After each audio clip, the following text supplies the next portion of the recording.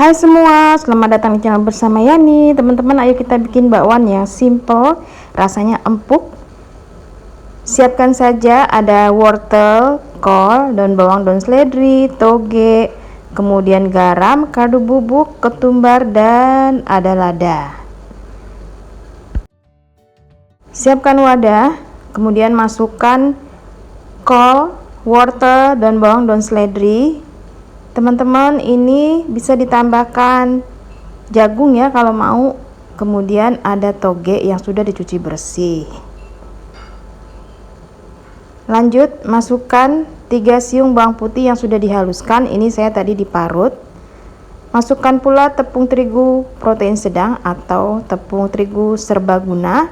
Diaduk-aduk supaya rata. Kemudian masukkan air secara bertahap.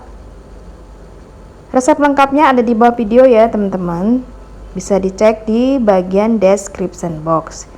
Diaduk sampai rata aja, jangan terlalu keras mengaduknya atau jangan terlalu diaduk-aduk terus, nanti gluten free-nya terbentuk dan bakwannya jadi keras. Itulah tipsnya bakwan empuk tanpa telur, jadi mengaduknya cukup rata aja.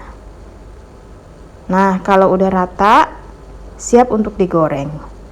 Panaskan wajan, beri minyak goreng cukup banyak, biarkan sampai minyaknya panas. Dicoba dulu ya. Lanjut, masukkan bakwan kurang lebih 1 sendok makan, sambil dipipihkan sedikit. Ini digoreng, jangan terlalu penuh ya teman-teman, supaya nanti hasilnya cantik.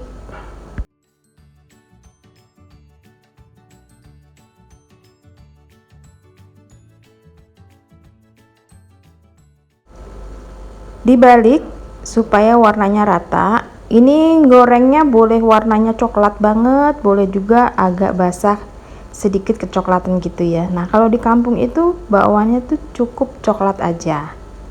Kalau udah selesai diangkat lalu ditiriskan. Udah selesai teman-teman, sesimpel itu bikin cemilan yang nagih banget. Bakwannya empuk walaupun tanpa telur. Dimakan pakai cabai rawit. Selamat mencoba, semoga video ini bermanfaat. Cocok banget nih buat nanti buka puasa ya, bikinnya tuh nggak ada setengah jam. Salam sehat, sampai ketemu lagi.